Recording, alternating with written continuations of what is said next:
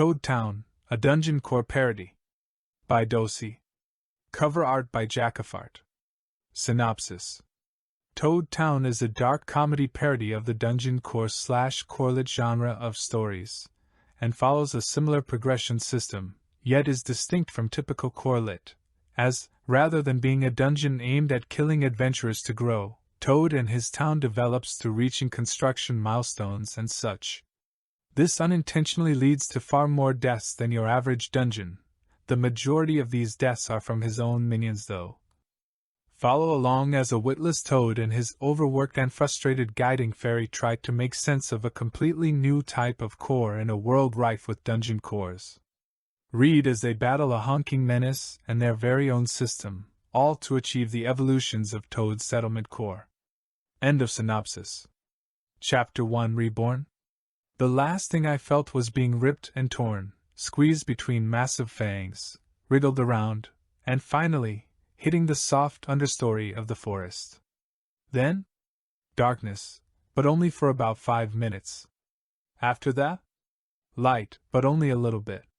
I was in a massive cave, with dim light falling in from a great maw at its end.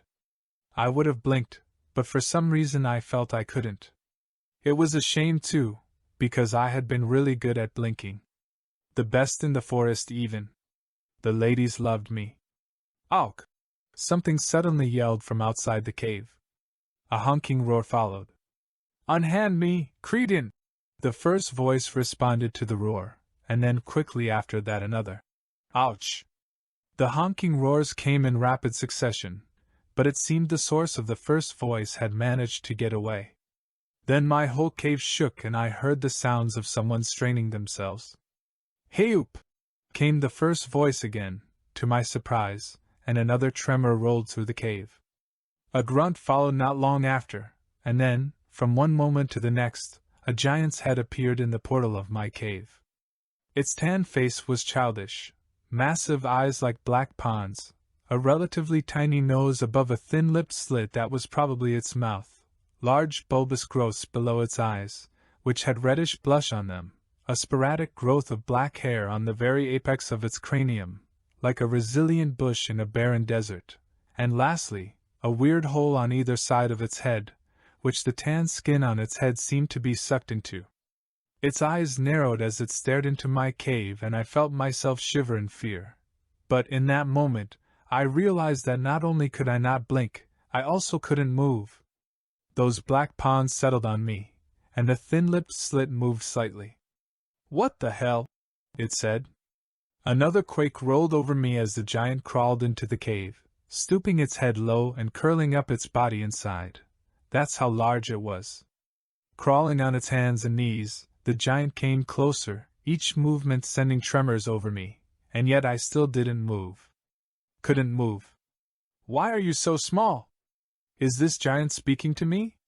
Yes, I'm speaking to you. It can read minds? The giant sighed. This is all wrong. A core is not supposed to be this small, nor in a tree for that matter. Are we in a tree? My voice sounded weird and hollow, echoey even. Can't you see that? The giant asked. How? I can't move. I cannot even blink. The giant ran a sausage-fingered hand down its face. I only now took in its full appearance. It was wearing a brown pair of cropped trousers that stopped above its knees. Its feet were bare and covered in dirt and leaves. Rolls of fat drooped over the waist of its cropped trousers, and just like its strange head holes, another such hole sat above the topmost fat roll. For some reason, the sight of him made me very uncomfortable, as though I was fearing for my life.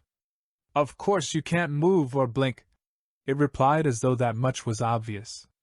Before I had the chance to protest again, it preempted me and said, Just force your essence into my eyes and see what I see. I'll teach you the rest after we get this sorted. Now it really wasn't making any sense, this giant in my cave. Nonetheless, I imagined that I could see what it saw, and then there was a sort of wet pop and I was staring into the darkness, at a small stone or pebble that seemed to catch the dim light from outside and sparkle slightly. Is that me? I exclaimed, my voice coming out of the giant's mouth. Wow, that's uncomfortable, it said, rubbing its lips. But yes, that's you. I'm a stone, I yelled, somewhere between distraught and confused. Disfused? Contraught? It's not a stone, it's a core. Or well, I think so. But I've never seen one so small before. Suddenly, my view was spinning as the cumbersome giant turned around on the spot and leaned slightly out through the cave opening. Anyway, have a look at your kingdom. Sarcasm was thick in its voice.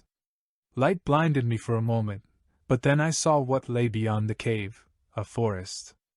And just below the cave, which was not a cave at all, was the trunk of a tree expanding downwards towards the ground, with thick fingerless limbs stretching every which way and sparse leaves growing along them.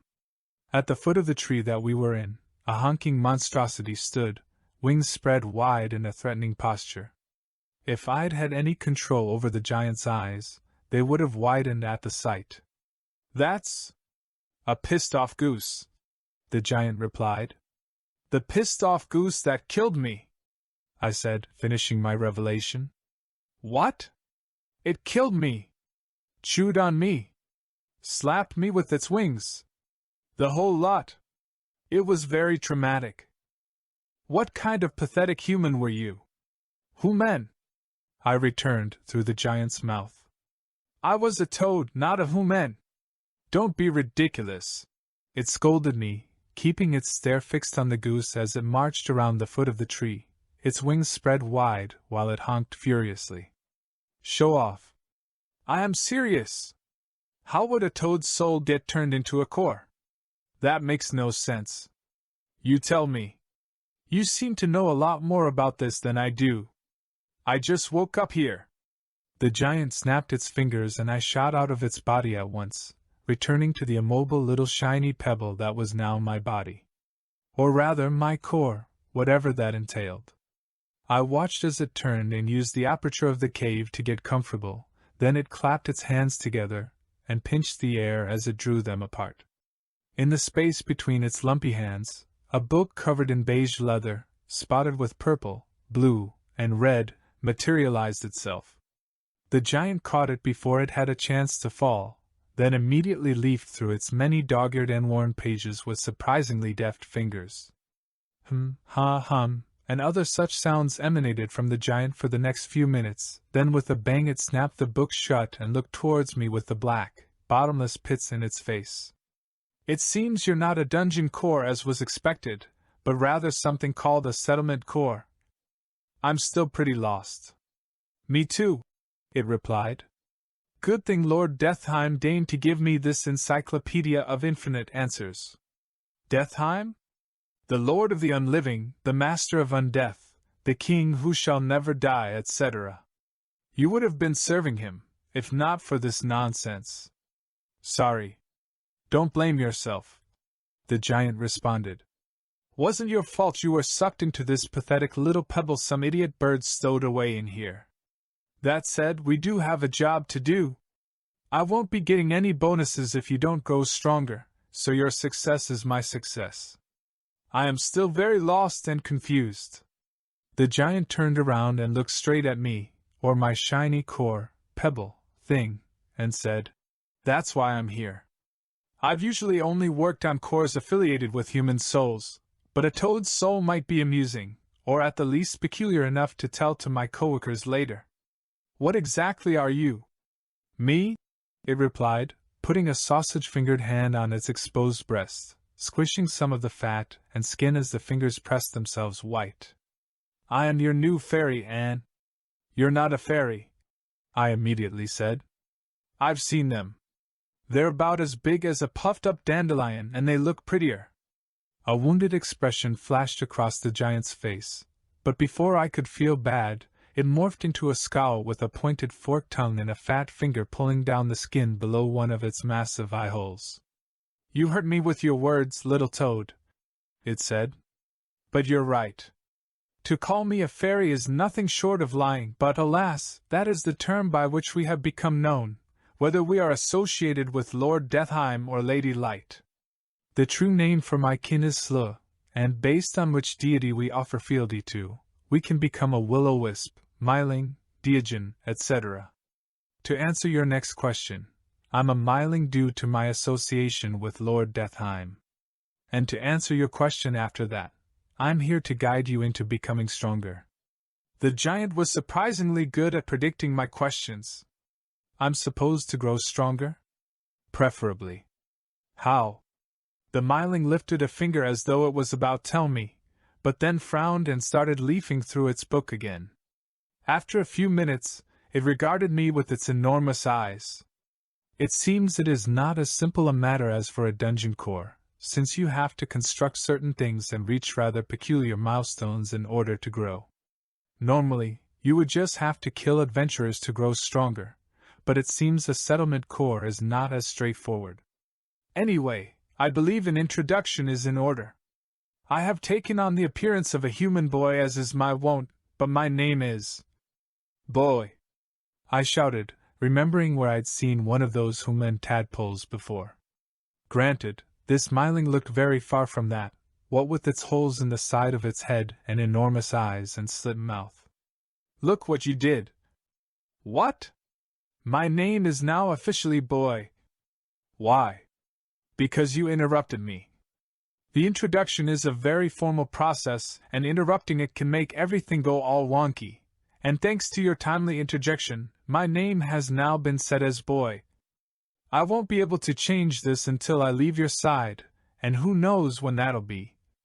The myling now named Boy sighed heavily, rubbing the skin below his cavernous eyeholes, before addressing me in a measured voice again. Now, what is your name? And remember, this part is important, because it cannot be changed ever aga. I am Toad. Oh, for hell's sake. End of chapter. Chapter 2, Getting Started. What do I do now, Boy? He sighed, rubbing his face for the 20th time in the last couple of minutes. Imagine pushing yourself outwards, as though you are a toad rapidly filling with gas. How dare you? That's how my cousin died. Just do it. Before the sun sets, preferably.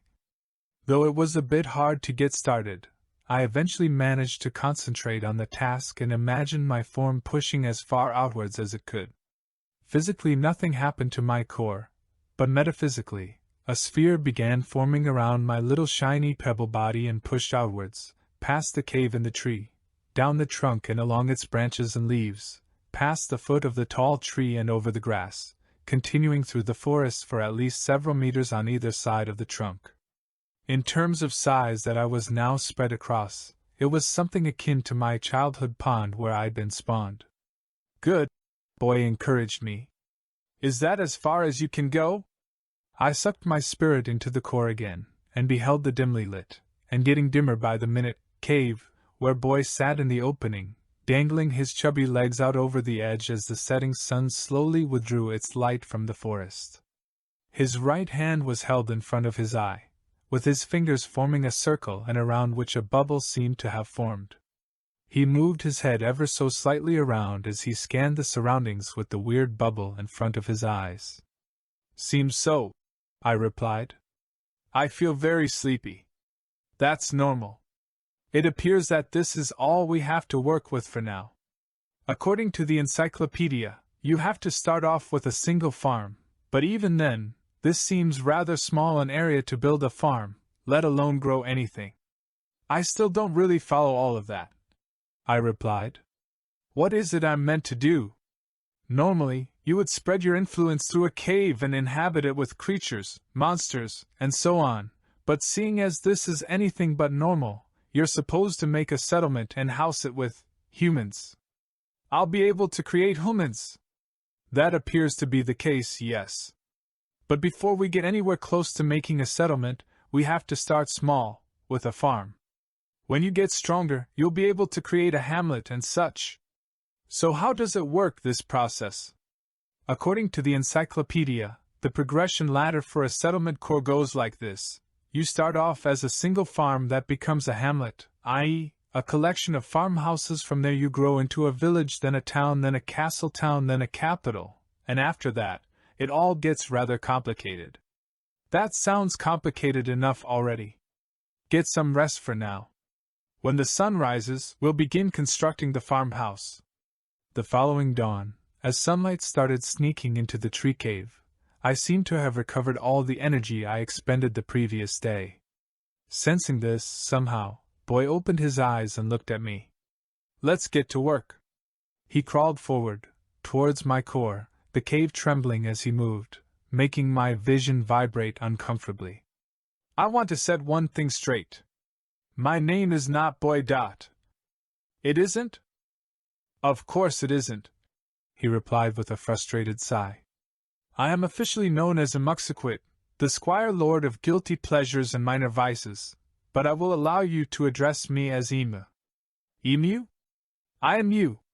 Ema. Yes. Emo boy? Boyma?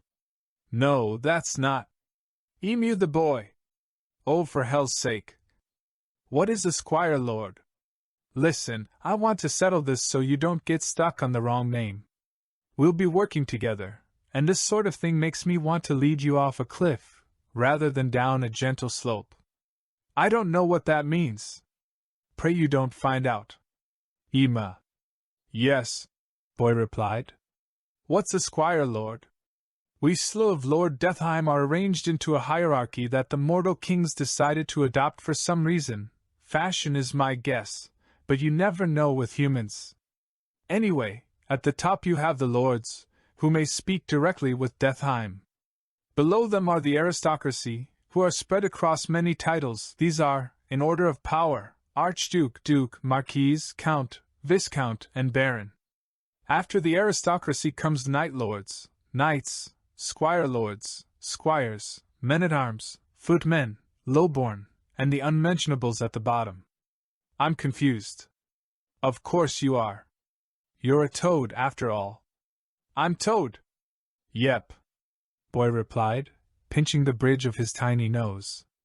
All right, enough chatter. It's time for you to get to work. Every day wasted before you've secured yourself is a day spent courting fate. And fate is an asshole. I seriously hate that guy. What do I do? Like any core. Boy flicked through his encyclopedia, even though he didn't look at the pages. You have the ability to spirit roam your domain. If I had the ability to tilt my bulbous eyes and narrow my glistening rubbery eyelids in confusion, I would have, but alas, I was an inanimate pebble. With his preternatural instincts, Boy picked up on my unspoken question. You can basically fly and move through objects like a land vetter. I have wings? If that helps you imagine it, sure. I imagined that I had wings and could soar, and then it was as if I grew stalks below my eyes, like a snail, and my vision moved up through the ceiling of the cave, and into the mushy bug-infested wood of the tree. My vision kept moving straight through, and more than once, I wished I still had my amazing tongue, so that I could sample the delectable treats that hid within.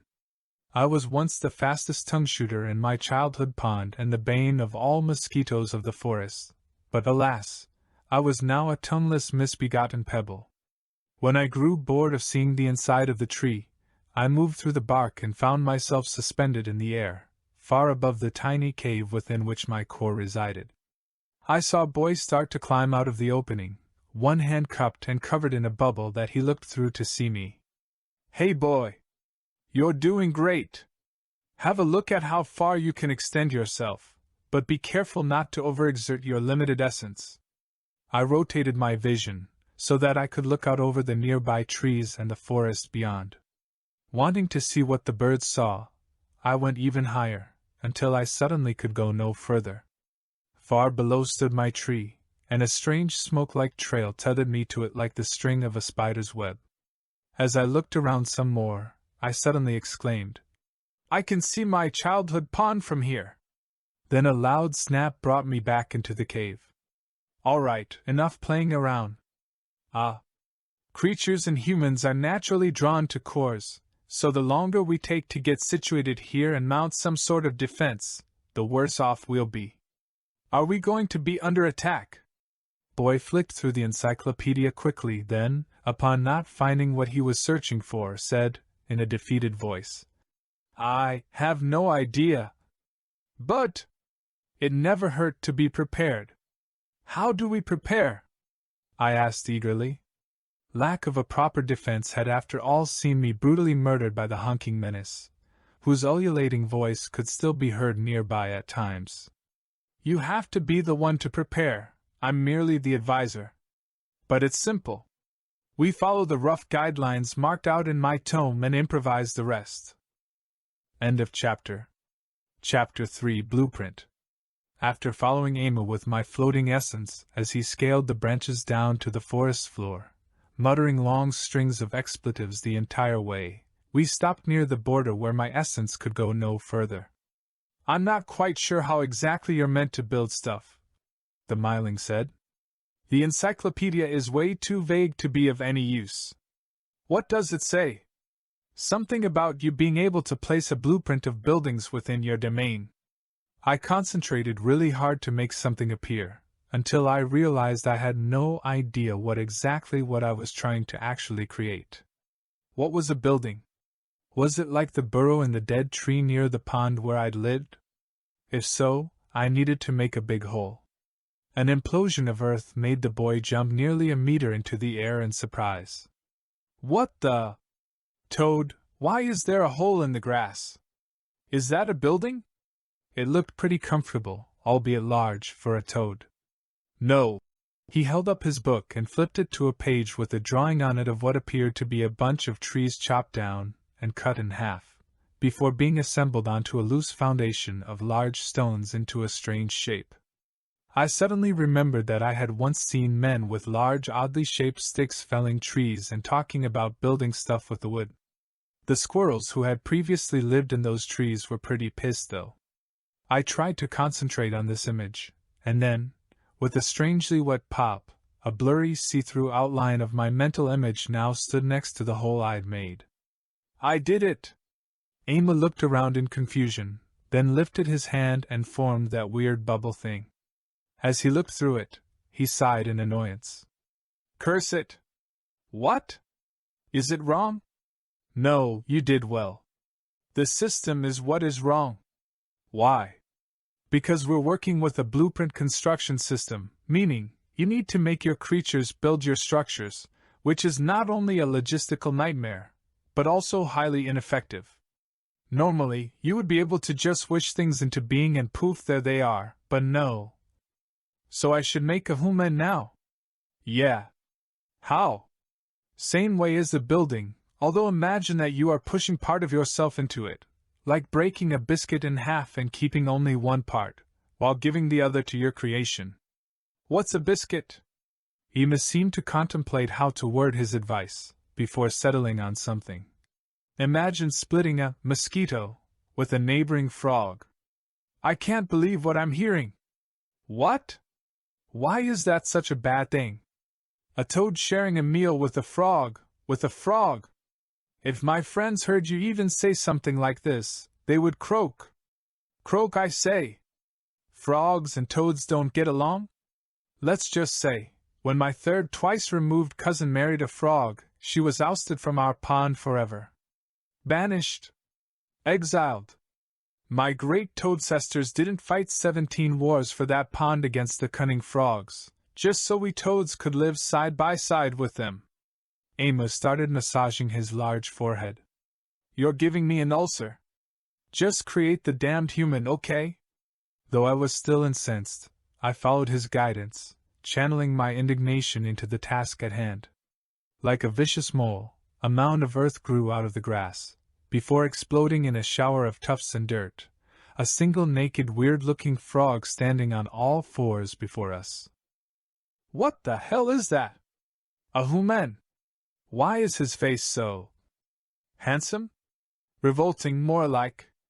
Have you never seen a human before? That's really mean, I complained. And I have seen them before, but their eyes are so small and their lips so thin, so I just imagine them looking more normal. We have very conflicting ideas of what normal is supposed to look like. Change it. No. Amos sighed. Fine, leave it then. This thing will get killed and burn at the stake, and I will laugh when it happens.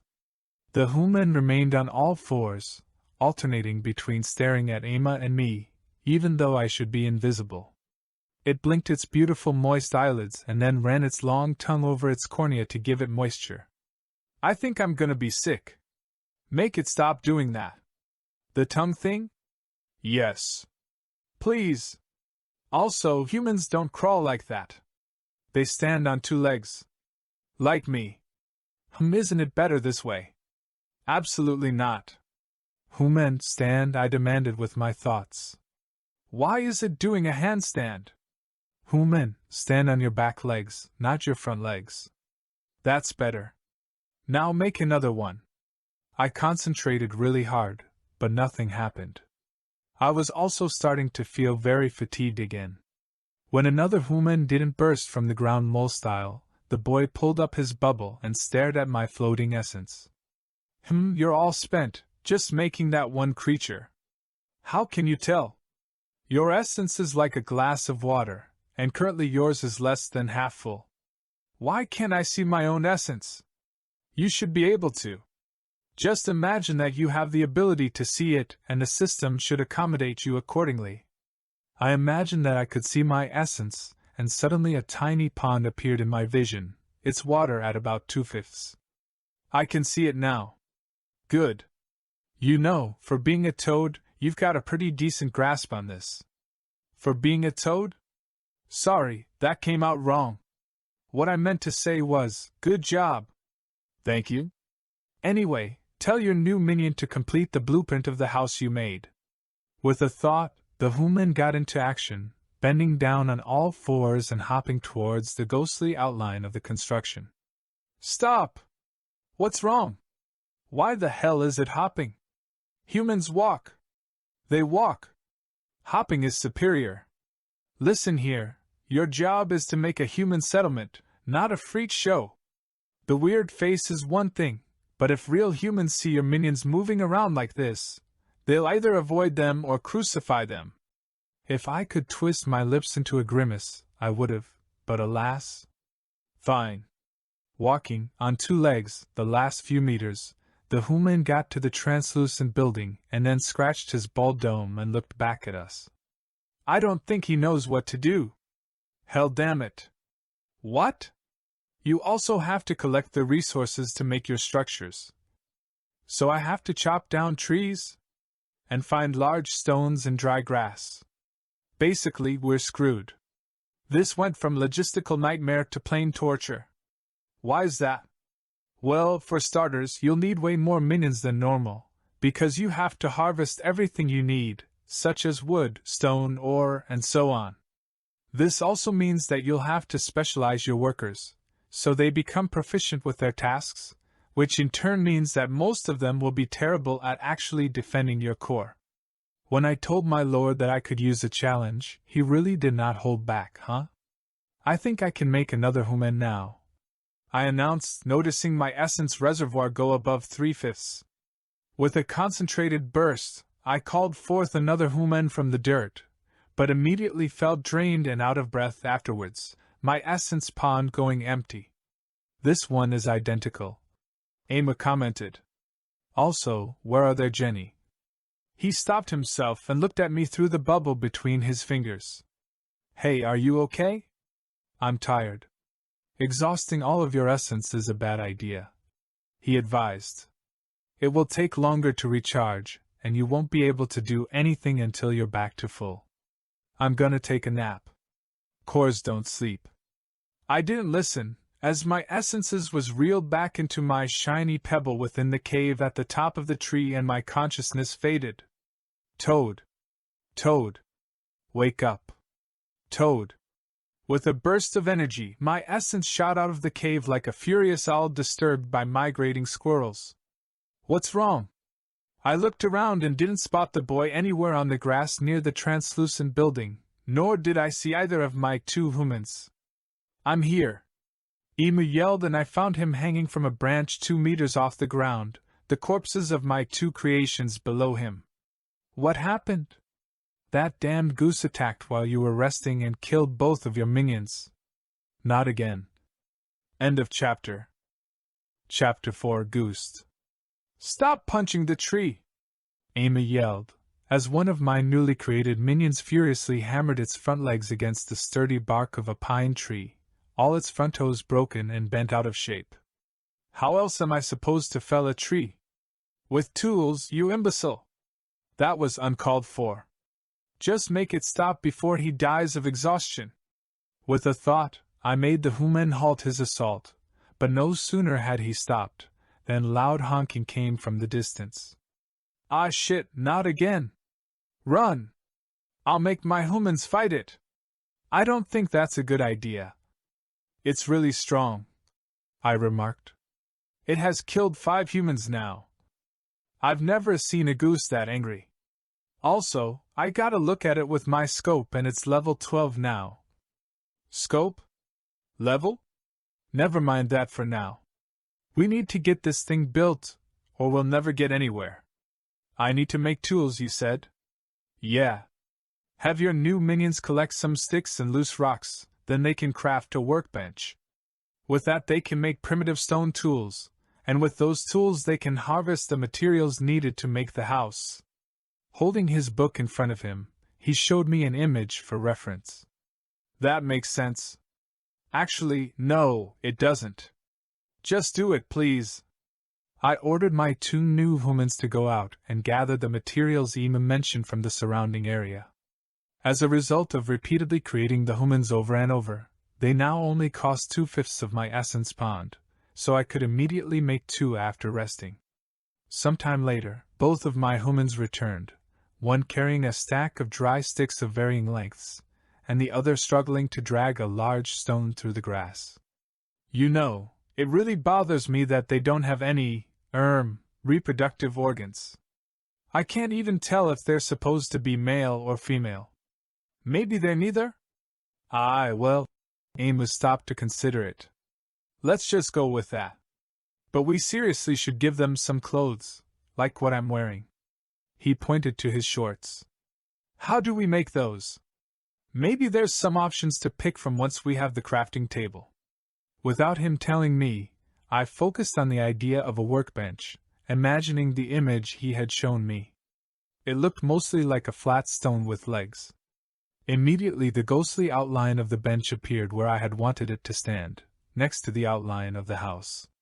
With another thought, I made the 2 humans bring their burdens to it, and when they came close, their materials suddenly vanished, and they started constructing the workbench by waving their hands around in front of the outline.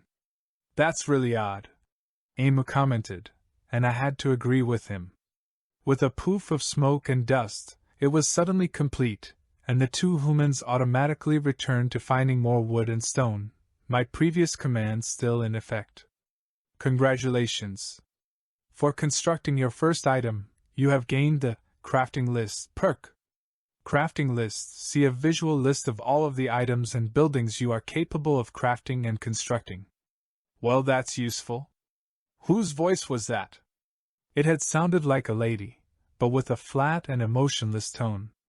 That was the system. It vocalizes achievements like that and rewards you with perks. The one you just acquired is similar to one that dungeon cores normally obtain after carving out their cave. Strange that you weren't awarded for expanding your territory or spawning minions though. When the humans returned, I had recouped enough essence to spawn another, who I kept near the workbench, while the other 2 returned to harvesting. I then brought up the crafting list, ignoring all options aside from tools. Crafting list. Items, tools. Stone axe, workbench. Grants woodchopping skill and increases minion harvesting XP by 10%. Required materials: stone and wood. Stone hammer, workbench. Increases minion building speed and XP by 15%. Required materials: stone and wood. Stone pick, workbench. Grants stone picking skill and increases minion harvesting XP by 10%. Required materials: stone and wood. Stone scythe, workbench. Increases minion foraging speed and XP by 15%. Required materials: stone and wood. I only have 4 items I can make right now, I said disappointedly. That will change as you continue to construct more things, Ama replied, leafing through his book. Plus, those are just the items in the tool category. For now, just have your idle minion craft one of each. You should have just enough materials for that already. I followed his advice, and after 10 minutes the 4 different tools lay waiting on the workbench, the bug-eyed minion immediately grabbing the hammer for himself. He seems to want to be a builder, I commented. He'll be whatever you want him to be. That's mean.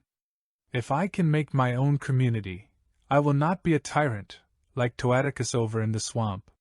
He's the reason so many of us toads are bachelors still, hogging all the females for himself. You could send one of your minions to squash him, Ama said matter-of-factly. I'm above all that now. Revenge is healthy for your soul. Shouldn't you be giving me good moral advice?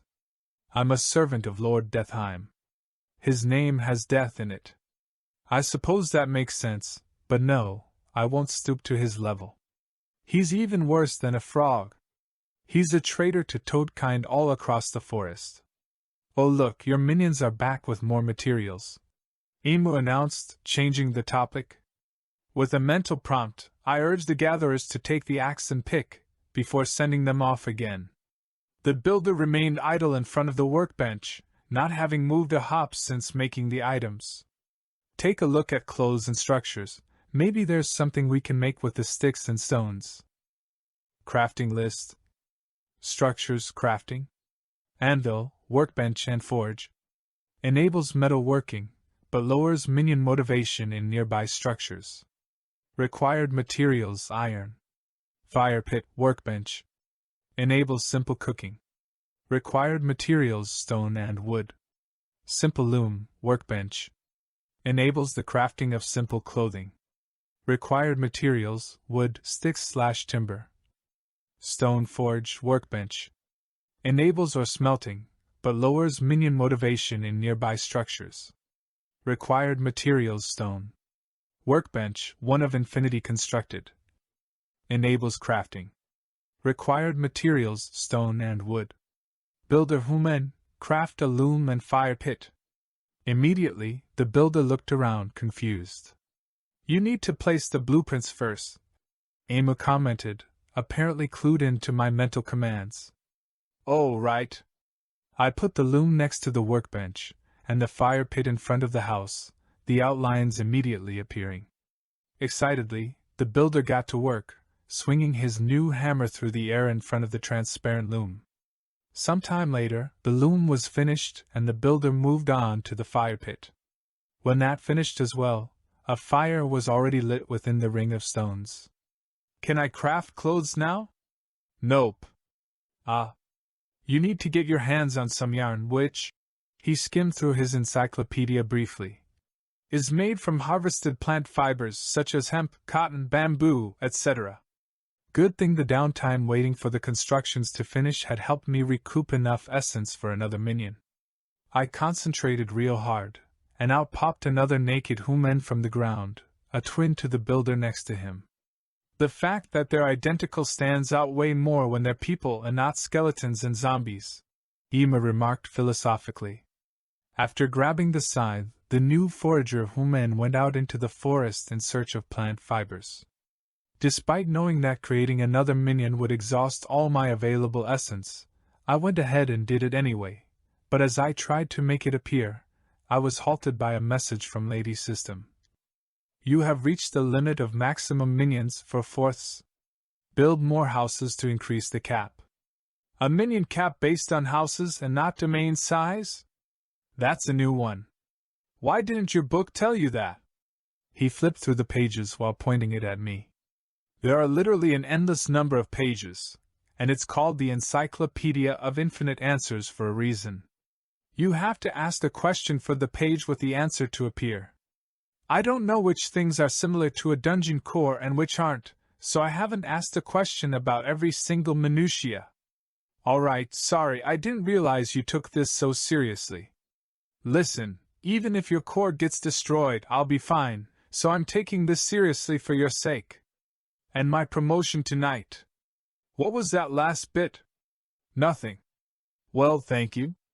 And I'm sorry again. Don't mention it. Just consider every moment not progressing as a moment wasted. That's a pretty toxic work ethic, even to me, and I lived in a swamp for 2 months. The sound of heaving and puffing, as well as the noise of snapping branches and rustling leaves, immediately brought our quarrel to a halt. That's a pretty determined minion, I commented, watching one of the harvesters drag an entire tree behind him, his bug-eyed big-lipped face red from the exertion. The tree he had chopped down was a pine easily 7 meters long from bottom to crown. That is probably enough for the house, Amos said. Once you have increased your minion cap, you should make another woodchopper, so they don't have to experience near-death moments of exertion every return trip. Combined with the pile of stones the stone harvester had already hauled back, it seemed we had enough materials to finally construct the house, whose ghostly outline had been bugging me for a while now. Builder, build that house! The minion ran over, and immediately looked around confused.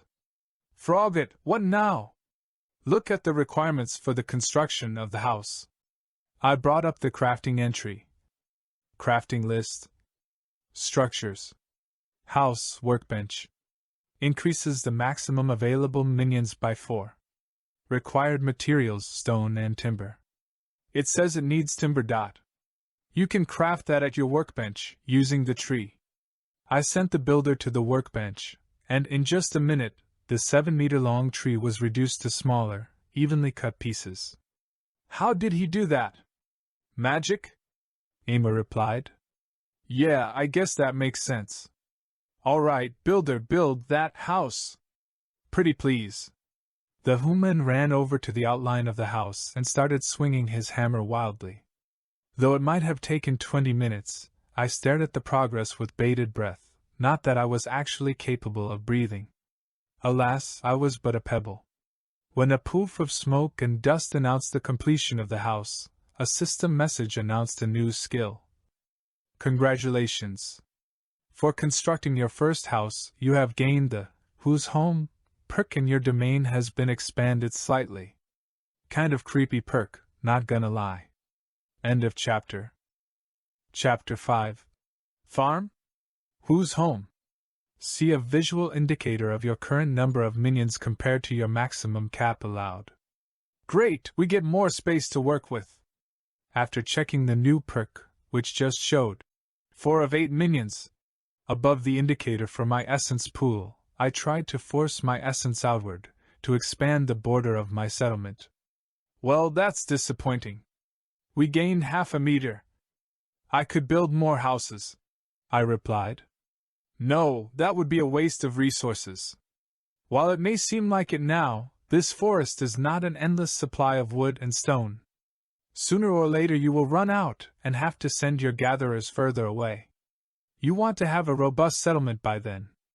I've seen dungeon cores focus too heavily on expanding their caves and too little on traps and creatures. Granted, we aren't talking about the same thing exactly, but you'd be better off focusing on actually fulfilling the requirements for advancing to a hamlet. Currently we just have a house and miscellaneous crafting stations. We don't even have a plot of land to farm. I'd forgotten about that. That's why I'm here. To keep you on track.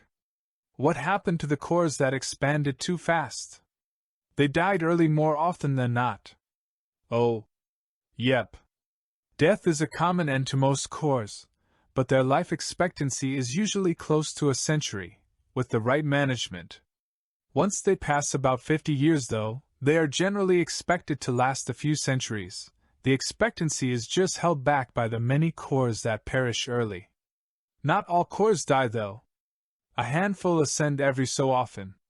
They become minor deities or slow, aka guiding fairies, like me. So you were a core once? I asked, fascinated.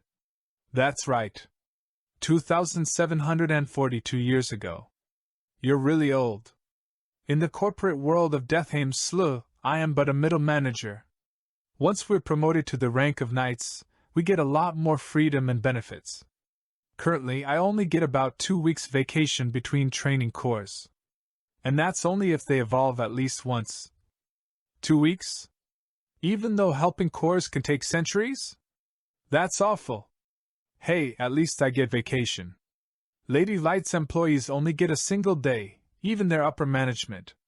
Lord Deheim has far more compassion, but his PR team is understaffed, hence why he gets such a bad rep. I didn't get all the jargon, but sort of got the gist of it. He does have death in his name. He actually dislikes death, thinks the guy's an asshole, which, given his relation to fate, is no big surprise. My lord cares about life, which is why his servants gain the ability to imbue their cores with the ability to raise the dead and prolong life through vampirism and lichdom. Why can't I raise the dead if you're my fairy?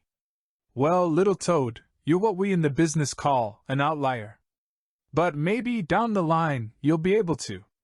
I skimmed ahead a bit, and it seems you get the ability to make wizards. I hate wizards, I replied. One of them turned my fifth cousin once removed into a human. Gross. That's what I said. Anyway, let's get back on track. According to the evolution checklist, we have to finish at least 2 houses, a barn, and a farming plot. Additionally, we need to have at least 10 minions and have harvested crops once. Given our limited space, and the fact that we can't just tear down this huge tree in the middle of it without damaging your core, I will place a few blueprints for you, so you can see the optimal placements. Before I could express my surprise at his ability to actually help me build, the land surrounding the tree suddenly became filled with blueprints, their ghostly outlines waving back and forth with an unseen wind. I took the liberty of suggesting some new locations for your current structures, so you should have your builder move those first. We can move them? Yep. It comes in handy and lets you redesign the layout of your domain when inspiration strikes. I thought you were only able to give advice, not actually help me with building. Due to my rank as Squire Lord, I am able to provide you with unparalleled guidance, including optimization of layout. I will be able to do far more impressive tricks if you manage to evolve a few times, but baby steps first. Babies don't walk, they swim. Sure. That's definitely what I meant. I put the builder to work moving the house so that it stood nearer the trunk of my tree, as well as arranging all the crafting stations in a central location, rather than up against the side of the house. This would make it easier to access them for multiple minions at once, rather than just one at a time. You're really good at this, I remarked, after seeing the brilliance in this change to our farm's layout. I know. So, what next? Make a farming plot where I indicated. Unlike the fire pit and workbench, the farming plot was in a category named agriculture, and was the only currently available option. More things will unlock as you harvest certain items and build new buildings, not just when you unlock perks or evolve. You should also have the option to tell which structures you already have and how many more you are allowed to make. My workbench has an infinity next to its number? That means there is no upper limit, but that's also because you don't gain anything from building multiples of them. Buildings like the house currently have a limit of 2, but that will increase when you evolve. So my plan of mass-producing houses wouldn't have worked anyway. This does seem a lot less open-ended than how it is for a dungeon core, but I think it's more to compensate for the many requirements. Fret not though. The limits are only for the first few stages of your core's evolution, then you can make your suburban dream come true. After placing the farming plot, nothing happened. It had simply made a ghostly square on the ground, but no outline of any structure. I tried to send my builder over to initiate its construction, but he simply stood there, looking confused and scratching his bald rubbery head. Then another system message appeared. Congratulations! For constructing your first farming plot, you unlock the ability to craft tools to work the soil. Get those grubby fingers dirty. Items, tools. Stone rake, workbench. Grants tilling skill and increases minion farming XP by 10%. Required materials, wood and stone. Stone shovel, workbench. Grants digging skill and increases minion farming XP by 10%. Required materials, wood and stone. Stone trowel, workbench. grants sowing and planting skill and increases minion farming XP by 10%. Required materials, wood and stone. Just like the other tools, I could use simple sticks and stones to make the new tools, and I quickly made one of each from the leftover materials that hadn't been used on making the house. As soon as the builder had finished making one of each, the forager returned with a bundle of plant material. "Oh, now we can make clothes!" Finally. After dumping his harvested materials, the forager left to find more.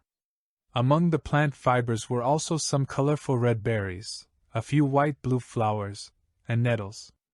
Before you use all of the foraged plants for making yarn, have your builder set aside a bit of each plant, so we can use them to grow more with our farmland. We can do that. That's what farms are for. Oh. What did you think the farm was for? I don't know. I was sort of just going with the flow. I've never even seen most of these things before, so how was I supposed to know? Sometimes I forget that you were an amphibian before this. I'm still a toad. In my heart. You don't have a heart. In my core then. Whatever, Emma replied, brushing me off. All right. Make another minion, while your builder makes yarn for the clothes. A fresh face, which was identical to the four of his brethren, emerged from inside the new house, his smooth, rubbery head glistening like a newly spawned newt. I name thee Farmer! The farmer enthusiastically grabbed the rake and started running along the demarcated farming plot with the teeth of the tool, the grass shredding and the soil becoming revealed. While he did that, the builder was turning the foraged plants into yarn by placing them on the workbench and waving his hands frantically. Isn't this whole thing really inconsistent? I asked the chubby Myling, who was sitting on top of the loom with the encyclopedia open in his hands. If there's one consistent thing with the system, it's its lack of consistency, he replied, without even looking at what the builder was doing. Sometimes things are overcomplicated and hyper-detailed, and other times they're like that, he said, pointing at the builder, eyes still locked on the pages of his book. The lack of details was probably what bothered me with the builder, but it was hard to argue with his results, as he took messy plants and turned them into bundles of hair-like strings, just by waving his hands around. While he worked in his infuriating way, I watched the farmer continue his mad dash up and down the field, making perfect furrows in the upturned soil. After both the farmer and builder eventually finished, the harvesters had made 2 more return trips with fresh materials, the woodchopper learning that it was faster to take big trees and have them after chopping them down, before running them back, and the stone picker learning to settle for breaking big stones in smaller chunks. They're getting smarter. That is the manifestation of their experience with harvesting. To make them more efficient, we should craft them baskets or something similar, that way they can carry more. Have you seen the forager? I thought you noticed. What? He died. You went down to 4 minions about 5 minutes ago. Why didn't you tell me? Why didn't you notice? Emma replied sharply. Annoyed, but knowing that the fairy was right in blaming me, I summoned another human, who, like the farmer, emerged from inside the house. Instead of having the builder craft another sickle, I sent the new forager out to locate the body of his predecessor. Huh? What? I asked. I didn't know you could do that. Really? It's not usually something you have to worry about when you're a dungeon core, given the fact that your minions can't leave your domain. I set the builder to work constructing simple pants for all my workers, using the yarn he had made from the plants. He moved over to the loom and got to work, Emma leaving his spot atop it to go perch on the corner of the workbench instead. Do you want me to build you a chair? I asked. I'll make do for now. Just say the word, and I'll cheer you up. I marked a pause. So, what now? Have the farmer grab the trowel and plants, then seed the ground, keeping each crop separate from the others. With the stone trowel in hand, the farmer became a magician like the builder, turning freshly picked plants into identical seeds that fell into the furrows made with the rake. Moments after landing in the soil, the seeds all took root and started sprouting, visibly growing. This makes no sense. Be glad it isn't realistic, otherwise we'd have to wait for ages, and most probably this wouldn't even work. How long before they're done growing? A few hours, I'd say. Remembering I still had to build another house for the checklist Ema mentioned, I summoned another minion, who once again emerged from the house near my tree. That's weird. What is? My minion count is still 5.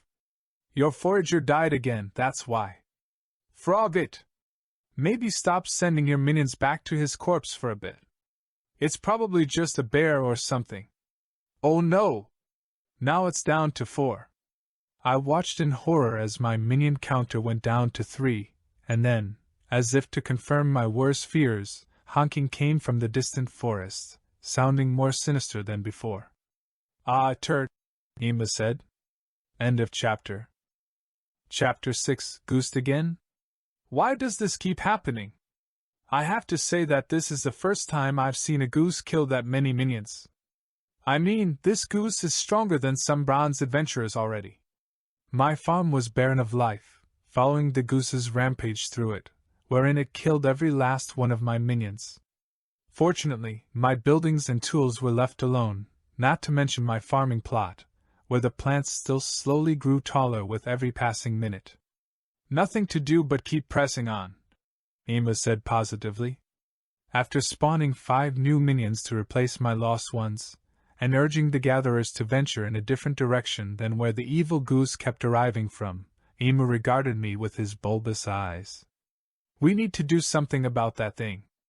Every time you lose a minion and have to replace them, we are wasting valuable time. Not to mention, when your minion dies, all its experience vanishes. That's really bad. Yeah, obviously. But what can we do? It only gets stronger each time. Did you not see the way it uppercut my builder's head off with its wing? Geese are not supposed to be able to do that. Clearly there's some illegal performance-enhancing drugs involved. Ema was back to lounging atop the loom, watching the builder hand out the pants crafted by his predecessor. See if you can make a fence or something. It seemed reluctant to touch your buildings for some reason, so maybe that'll keep it at bay until we can deal with it properly. Following his advice, I concentrated on the crafting list and vocalized what I sought with my mind, hoping I actually had the ability to make it. Luckily, the list obliged. Crafting list. Structures, walls. Garden fence, workbench. A short wooden fence to protect your farmland and gardens from pests. Required materials, wood. Stone dike. A short stone barrier to protect your farmland and to keep your cattle from wandering off. Required materials, stone. Simple wall, workbench. A simple wooden wall for keeping predators away from your buildings. Required materials, wood. Make the wall, Ema advised. Instead of making the builder do it, I concentrated and spawned a 6th member of our little farm. Surprisingly, this one only cost 1/5 of my essence to make. I immediately had him craft himself a stone hammer and get to work making the stakes for the wall.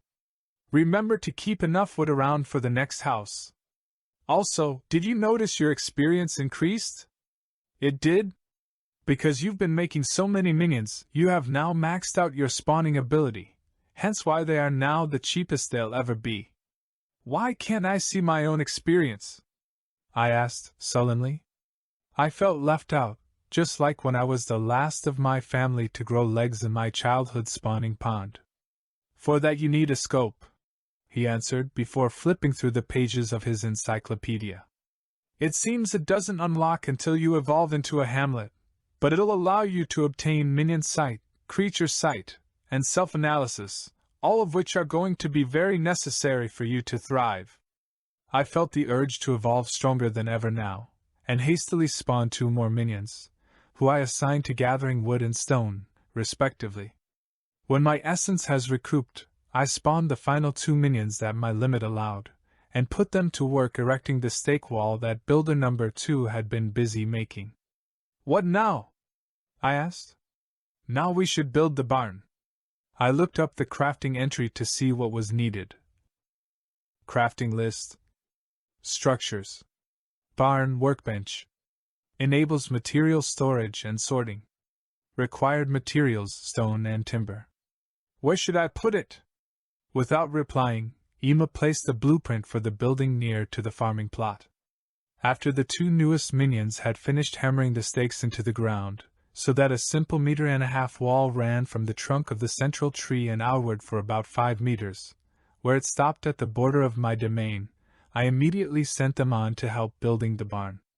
You really need to take better care of your minions. What do you mean? What do I mean? Look at their hands for hell's sake. Oh. Sorry. Apologize to them, not me. Amos scolded me, as the two minions with their bloodied and broken hands hurried to their new task. Sorry. The pair stopped and looked in my direction, then tilted their heads from side to side, while scratching their bald rubbery heads with their mangled fingers. Hell grant me strength, Emma muttered, looking as though he was about to throw up. Even zombies take better care of themselves than your minions, I swear. They have zero self-preservation. But you're also not helping them. If your minions are this stupid, it's because you've failed to guide them properly. I'm still really new to this. I defended myself impotently. Soon that excuse won't work. As the pair continued onward, they began lugging heavy stones and timber towards the blueprint, repeatedly dropping their heavy burdens as their compound fractured hands were incapable of holding on to anything. This is too gruesome to watch. Eventually, after some hours, and having to replace the mangled and exhausted workers that had ruined themselves on building the wall, my farm now had a barn, into which the harvesters and foragers, as well as the farmers, quickly shifted the gathered material into neatly assorted piles and mounds. I had realized that I could reabsorb a minion to refund my essence, and that's what I'd had to do, since Emu wouldn't stop yelling at me for worker abuse and ranting non-stop about something called labor unions and healthcare. What's the next step? You just need to build one more house, then you can evolve. Yay! To really undermine my enthusiasm, there came the unmistakable honking roar from just before my newly erected fence. Not again! I whined. Quick, I have an idea! Emu forestalled my despair. Have one of our unassigned minions take those weird squash-looking vegetables and offer them to the goose. I quickly obliged and sent a stoic minion to his certain death, as the menace vaulted my new wall and started spewing fire from its beak and into the air. Then another head lifted from under its wing and started ululating its death shriek. As I looked closer, I also noticed it had 2 new webbed feet and 2 additional feathered wings. Oh hell! It evolved, Emu announced, as he observed the monstrosity through his bubble scope thing.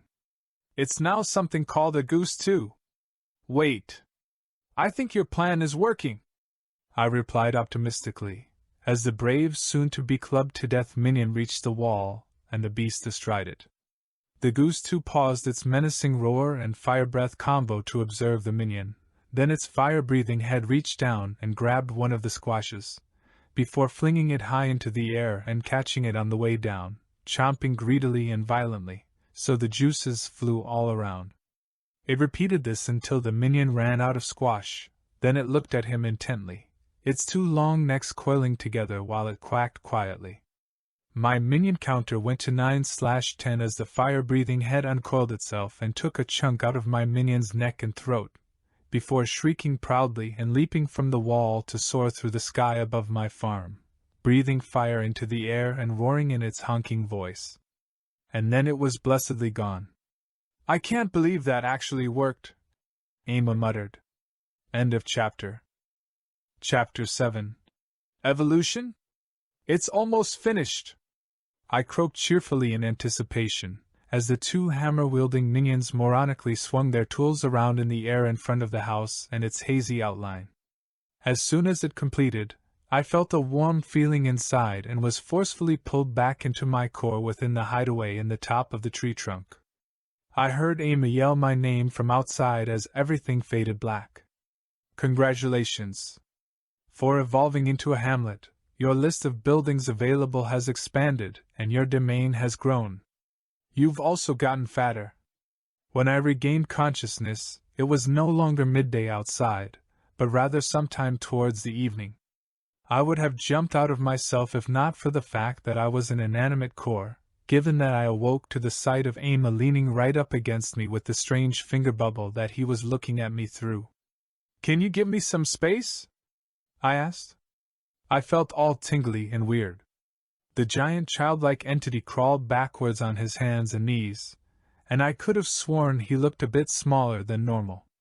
"You shrunk," I remarked. "It's important to eat your flies or you'll wither away." His eye holes narrowed before he replied. "Sl don't require nourishment, and if I did eat, I would certainly never, actually, forget it. I haven't shrunk. You've just gotten bigger. Of course, that's relatively speaking, but you now look less like a pebble and more like a rock." I instinctively doved my essence into his eyes to witness myself through them. Sure enough, my core had grown to twice its previous size. It reminded me of the strange glass orb that some luckless fool had dropped into my pond and which now lay at its bottom, reflecting the light filtered in from above the water's surface. "We should celebrate," I announced, using Emma's mouth, which he didn't seem to enjoy.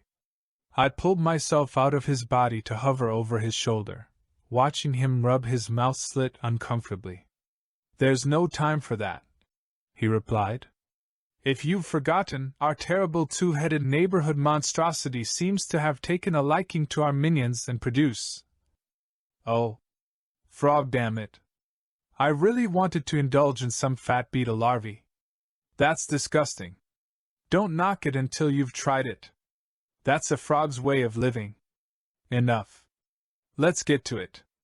Your foragers have already filled your storage barn to the brim and I want to see what else we can craft. Okay. But first, you need to expand your domain." I lifted myself out of the opening in the tree to witness my abode. Though I couldn't fully see the borders of my domain, I could feel it more clearly than before. I clenched real hard and forced my essence to expand outwardly. It seemed it would not go above the treetop of my central tree, but it continued to spread out like a ring from this central feature and consumed all my essence rapidly, though I was left with what felt like 2/15 when I was done. "Finally we have more space to work with," my guiding fairy announced. "How far does it go now?" I wasn't really very good with measurements as the inherent toad mentality still held its grip on me, not to mention, I only had a vague feeling of how far my domain now spread out, while Emma could see it. "It seems to be about 15 meters in radius from the tree. So about 3 times what we had before. My housing limit has gone up!" I exclaimed excitedly. "So it has. It seems we can now build up to 20. Which is rather excessive, but the growth seems to be very much exponential, which, again, will lead to a definite logistical headache sooner rather than later." "What do I have to do evolve again?" I asked excitedly. Emu, who was sitting on the ledge of the hole in the tree trunk, pinched the air and retrieved his encyclopedia. Let's see." After flipping through a couple pages, he paused, then groaned loudly. "What? What is it? Okay, so, these are the requirements." He started and waved his hand in the air. A list manifested itself in the air before him, like fireflies working together to form images. Although I couldn't read, I still perfectly understood what it said. Evolution requirements. Hamlet equals village. Build 20 houses. Build 1 bakery, evolve a minion into a baker, and bake 10 loaves of bread. Build 1 grain windmill and grind 20 kilos of grain. Build 1 mayor's house and evolve a minion into a mayor. Build 1 butcher shop, evolve a minion into a butcher, and make food from cattle. Build 1 animal pen, evolve a minion into a breeder, and spawn 5 cattle. Breed 2 cattle and slaughter 2 cattle. Assign, till, seed, and harvest 5 farming plots. Build 40 meters of wall. Wow. Yeah. I thought you said it wouldn't get complex until later. Trust me, Later evolutions get even crazier. What should I do first? Since the construction in my domain had been confined mostly to the area in front of the tree, Emu advised that we expanded all the way around the tree, to better utilize our entire workspace. I spent the better half of the day having my builders construct houses according to the plan Emu had in mind, and, as each house was constructed with our hoard of materials, I immediately spawned new minions and made them workers. Before the sun had fully set on the forest and my hamlet, I had a legion of builders flitting back and forth between the shimmering outlines of building blueprints, carrying materials and swinging their hammers around frantically. Though Emu advised against it, I had the minions continue through the night, but by morning I need to absorb and respawn 8 of them, who had fallen ill from overexertion. You're quite a slave driver, Emu remarked with a nostalgic smile as dawnlight was falling across our domain. Reminds me of when I was a core. I had the most well-trained guard corps of zombies. The bane of adventurers my dungeon was. I had just finished placing the last of the 5 necessary farming plots and commanding farmer fledglings to work the soil and get to planting. My hamlet was buzzing with activity as the 80-some minions performed their set tasks or constantly brought in new materials they'd harvested. What will happen to me if I ascend? Will I become a corporate underling like you? Well, actually, Emu flipped through his encyclopedia frantically, perhaps repeatedly rephrasing the question for the answer he sought and hoping for it to manifest on the strange pages. That's weird. What is? I floated my essence over to his shoulder to look at his tome. The pages were constantly coming up blank. What's that mean? I asked. It means there's no answer. You might be the first ever settlement core, so there's no precedence for what ascension will bring. Is that good or bad? I have no idea. A loud honking followed by a goa of fire being spewed immediately sent us into a panicked frenzy. Quick! Get the offerings ready! Amy yelled. 3 of my youngest minions ran from the barn with their arms full of vegetables, tubers, and berries, all of which now grew in abundance from my fields and could be harvested twice per day. The short fence I'd made before evolving still stood awkwardly reaching out into the forest for 5 meters, and for some strange reason, the monstrous goose too had decided to perch on the wall every time it came seeking food in exchange for leaving my settlement alone. Emu and I both observed with bated breaths as the fat honking menace devoured the mound of food with rapturous glee. The sight reminded me of Toadicus whenever us other bachelor toads had been forced to find him mosquitoes and flies or face his tongue whips. Son of a hellion! Emu cursed, when, despite eating all the offerings, the menace still killed one of my young minions with a powerful chop of its stone-crushing wings.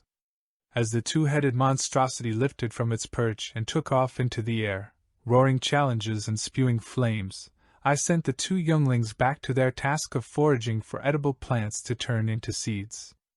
I had still yet to find the wheat plants that Emu insisted we required for evolving.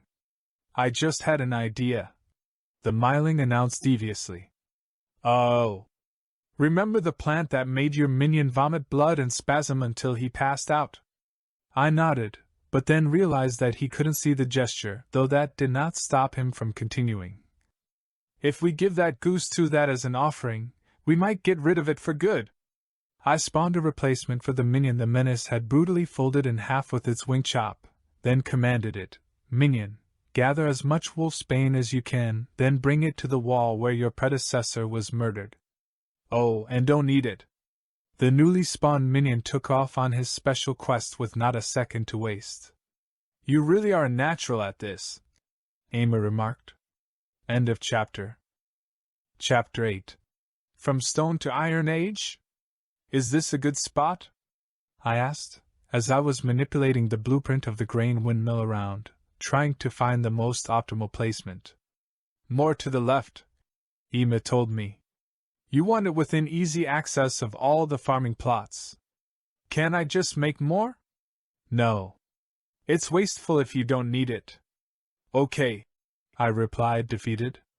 After placing the blueprint, A team of 4 builders got to work quickly assembling it, although I could already tell it would take a while to complete.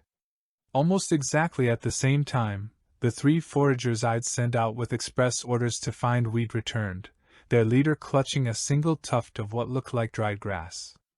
"How fortuitous!" Emma declared. "Ah! One of the foragers just died on the spot. You should have given them provisions for their journey. I didn't think they would be gone that long." I argued back and quickly zoomed over to check on the other 2, who were both malnourished and weak from over a day of non-stop searching. As soon as I told their leader to bring his treasure to a farmer, so that it could be converted into seeds for our fields, he keeled over, his companion following shortly after. "For what it's worth, I blame you entirely for this," Emma said. "While your minions are only human adjacent, they still have needs, like water and sustenance." "I know, but it just seems like such a waste to give it to them. Didn't you say you weren't going to be a tyrant?" "I don't like how good your memory is," I replied obstinately. With wheat steadily growing in a tilled farming plot and the 20 houses and the windmill complete, I could finally turn my attention to figuring out how to evolve my minions into actual roles, rather than keeping them in the vague jack-of-all-trades category they all had now, with only their tasks and assigned tools dictating their role, but very little except work experience distinguishing them from one another. "What should we start with?" I asked, facing decision paralysis myself, as I had no clue if a baker, breeder, or mayor made the most sense to go with first. The only decision I'd managed to make was that a butcher would definitely be the last thing I'd create. "The mayor unlocks an ability that I think you would enjoy, but a breeder has more utility, given what we can do with cattle, both in terms of food and fertilizing our fields to speed up and boost the quantity yield of our harvests." "Breeder!" I exclaimed excitedly. "Don't you want to hear the mayor's unique skill first?" "Okay. Check it out." Emma lifted his hands and a section from his encyclopedia appeared in the air, just like when he'd shown me the evolution requirements. Evolving a minion to the rank of mayor unlocks the mouthpiece skill. Mouthpiece allows for the direct control of a mayor or any leader-evolved minion. Emma. "Yes? I've changed my mind." "I know," he replied sagely. "Mayor's house, here we come." Crafting list. Structures. Mayor's house, workbench. Unlocks the ability to evolve your oldest minion into a mayor. Required materials: stone, timber, and wrought iron. Oh. We need iron, and a forge. Crafting list. Structures, crafting. Stone forge, workbench. Enables or smelting, but lowers minion motivation in nearby structures. Required materials: stone. We'll need to send our gatherers out to look for iron deposits, but at least the forge will be simple enough to make. Make sure to put it away from the houses and crops though. It lets out a lot of smog and seems to lower the motivation of the minions who have to sleep next to it, as well as lowering the crop yield of nearby farming plots. Motivation? What's that? You really are a tyrant. Fortunately, it only took about a day before our new forge, placed on the fringes of my domain, began spilling smoke into the air as iron was melted and refined from clumps of impure deposits. Thanks to the many houses and their contribution to the size of my hamlet, I now had 30 meters in radius out from the central tree to work with, and, as a result, not to mention Emma's insistent urging, I moved the houses, farming plots, workbench, windmill, loom, and other stuff out and away from my tree more, which they had been crowding for a while now. It still looks like a mess, but it seems you don't get proper city planning until next evolution. It's beautiful, I replied, uncaring about his sensibilities. In a way, my hamlet was like some of the ant hives I'd sometimes been fascinated with back in the swamp. Oh, look, your smith is done refining the iron. Finally! Builders! Build that mayor's house! All 16 of my builders ran to where I'd placed the building blueprint at the very base of my tree. Given the importance of the mayor and his house, I had decided, without Emma's help, that it should be the closest to my core. As one, the 16 builders all prepared to swing their hammers, but then they stopped, tilting their heads in sync and scratching their uniformly bald and rubbery pates. "What's wrong?" "You need wrought iron. What you have there is crude iron. I hate this system." "Me too, Toad." "Me too." I used the crude iron to construct an anvil, which did not seem to require a specific type of iron to craft, placing it next to the forge, and earned myself another system message. "Congratulations. For constructing your first anvil, you unlock the ability to craft metallurgy tools. Additionally, you can now craft wrought iron versions of all stone tools. I bet you think you're hard as steel." Items: tools. Iron forge hammer anvil. Grants metal shaping skill and increasing forging XP by 50%. Required materials: wood and iron. Iron metal cutter anvil. Grants precise forging skill and increases forging output by 25%. Required materials: iron. Iron tongs anvil. Enables hot metal handling skill and increases forging speed by 20%. Required materials: iron. New versions. Iron axe anvil. Grants wood chopping skill and increases minion harvesting XP by 30%. Iron hammer anvil. Increases minion building speed and XP by 40%. Iron pick anvil. Grants stone picking skill and increases minion harvesting XP by 30%. Iron rake anvil. Grants tilling skill and increases minion farming XP by 30%. Iron scythe anvil. Increases minion foraging speed and XP by 40%. Iron shovel anvil. Grants digging skill and increases minion farming XP by 30%. Iron trowel anvil. Grants sowing and planting skill and increases minion farming XP by 30%. "We're gonna need a lot more iron," I announced, immediately splitting my 16 builders into two, giving 8 of them a basic stone pick and sending them off in search of iron deposits to haul back.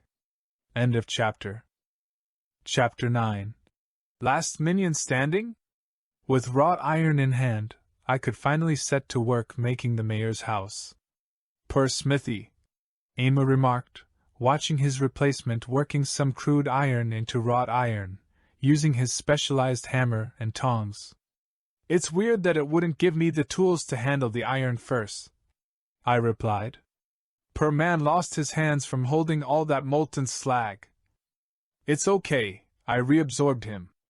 "It's not okay. You don't know if his consciousness lives on. He may be gone forever. Why are you being so weird about this? You tyrant!" he cried out loud. It seemed a sore topic for some reason. His outrage reminded me of my 8 cousin 4 times removed, who had sworn off eating anything with wings, after accidentally swallowing a beautiful butterfly. He had died later of starvation, but we'd all told him that there was no such thing as wingless mosquitoes and flies. "Builders, you know, do the thing."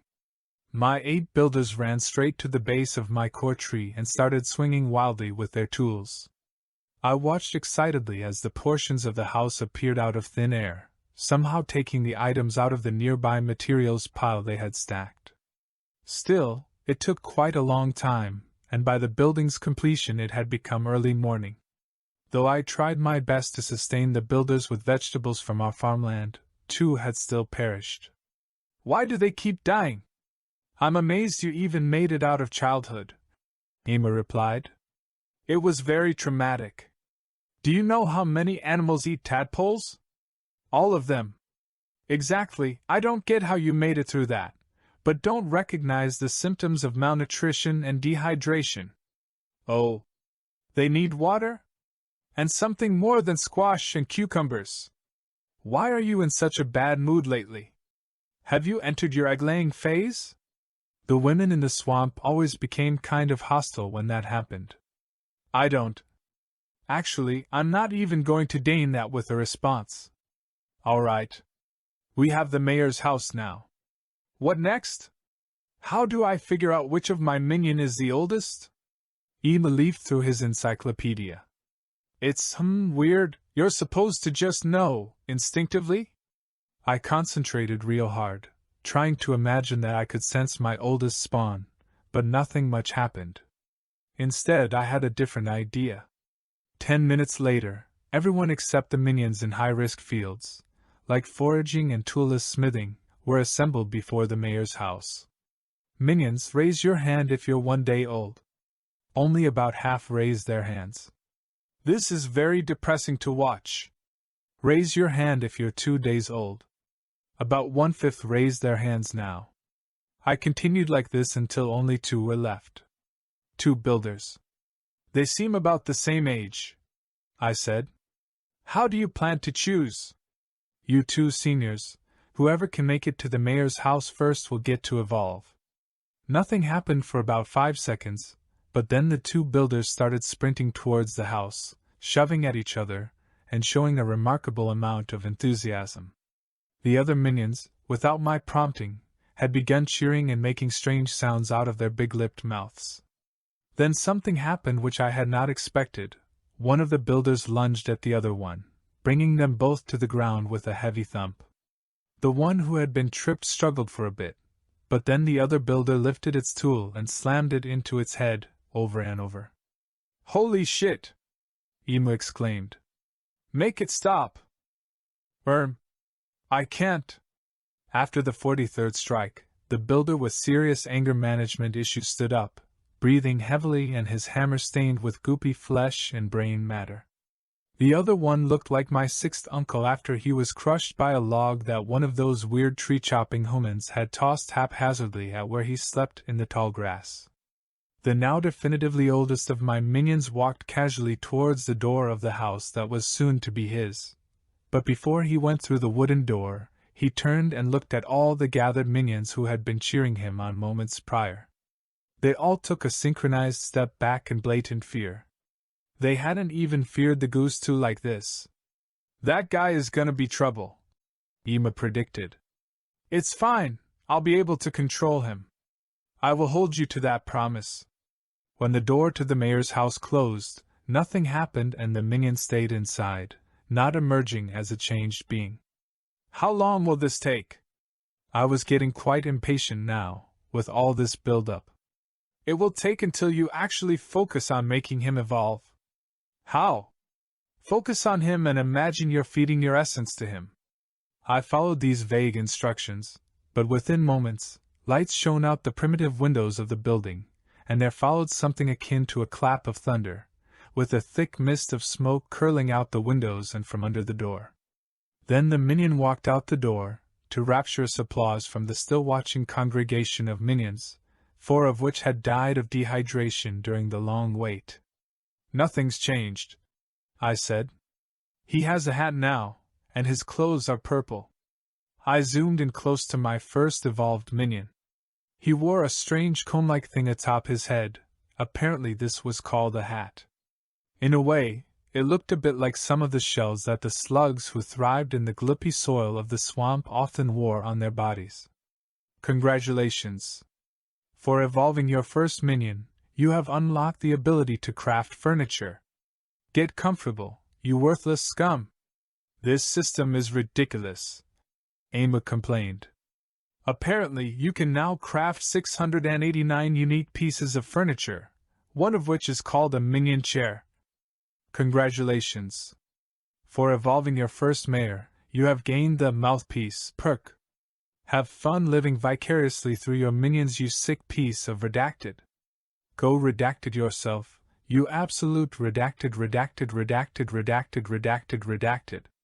Ema, what was that? I asked.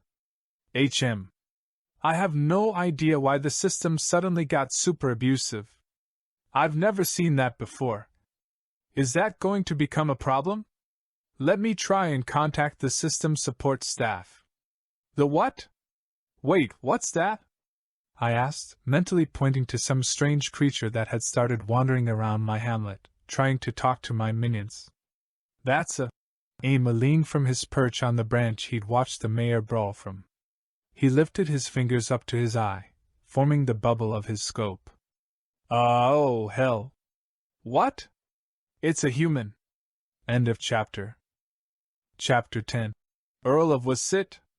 What do I do? Use your new perk, quickly!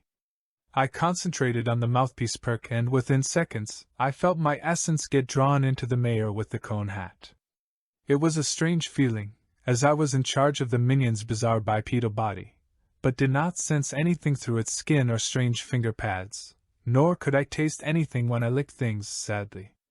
Toad, stop licking the ground and get over here and deal with this lunatic! I snapped out of my experimentation and started hopping over towards the human with the strange head and four-fingered hands. When I got over to him, after some trial and error, given that my minion's body seemed poorly designed for my preferred mode of movement, I stood erect on my two borrowed legs and looked at him intently with my bulbous, moist eyes. My word, I dare say this entire cesspool is full of monstrosities of the worst proportion. Hello, I'm Toad. I suppose you are. My name's Monroe Gilfroy Gilbertham. I am the tax collector for the realm of Earl Sharpie Inkledinkle Johnson. Crap, I heard Emma whisper. I think I know exactly where we are in the world now. I'm the mayor. I'm Toad, son of Todimer and Toadilda, grandson of Toto and Toadette, who are also my uncle and sister cousin. I am not surprised one of your disgusting flathead ilk would have such a foul lineage. Why does your head look like that? I asked him. Amos stood behind the strange-looking human and was waving his little chubby boy arms frantically. I wasn't sure what he was trying to tell me. Monroe put his 4 fingers to his protruding forehead, the supple skin and watery pouch there squishing about, and letting his digits sink into it. A flathead, such as yourself, would not comprehend my superior genes. Is that why you also have only 4 fingers? Obviously, Monroe responded, incensed. Ema was now holding up his encyclopedia so I could see the text, and though I could not read, I somehow understood what it said. The text on the magical pages of his tome announced, Earl Sharpie and his people are very, very inbred. They idolize their own birth defects, and do not take kindly to mockery. Tread carefully. What's a tax collector?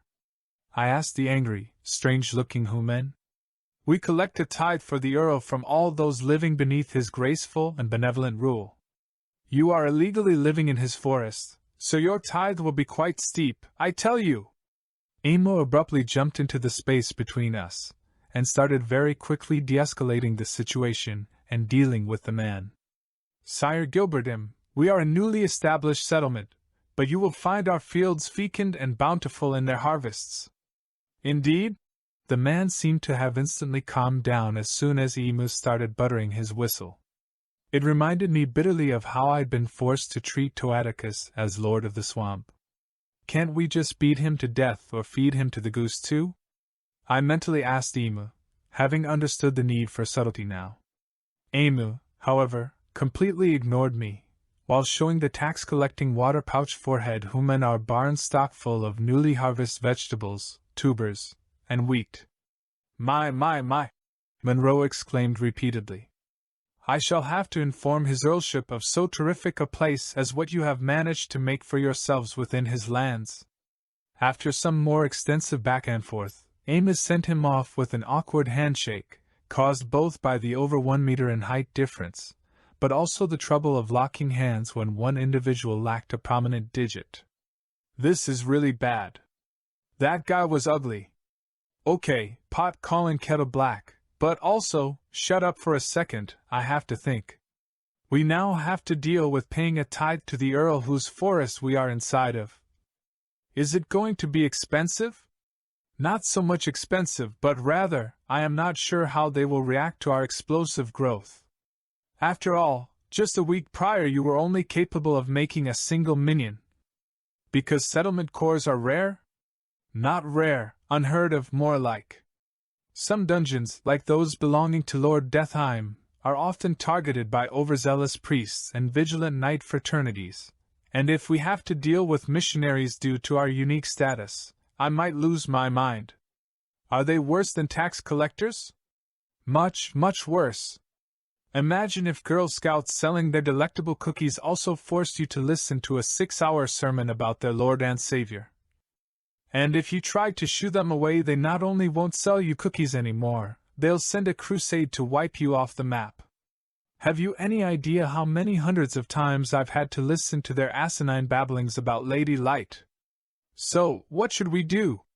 We'll build a second barn to store our wheat, and we'll dedicate 3 of our 5 fields to just wheat, since that's what the Earl will want as tax, but we'll also focus heavily on evolving as fast as possible. Sooner or later we will gain the power to challenge the local Earl and insulate ourselves from whatever troubles he might bring us. We should get started on the breeder and animal pen then. Exactly. Crafting list. Structures, agriculture.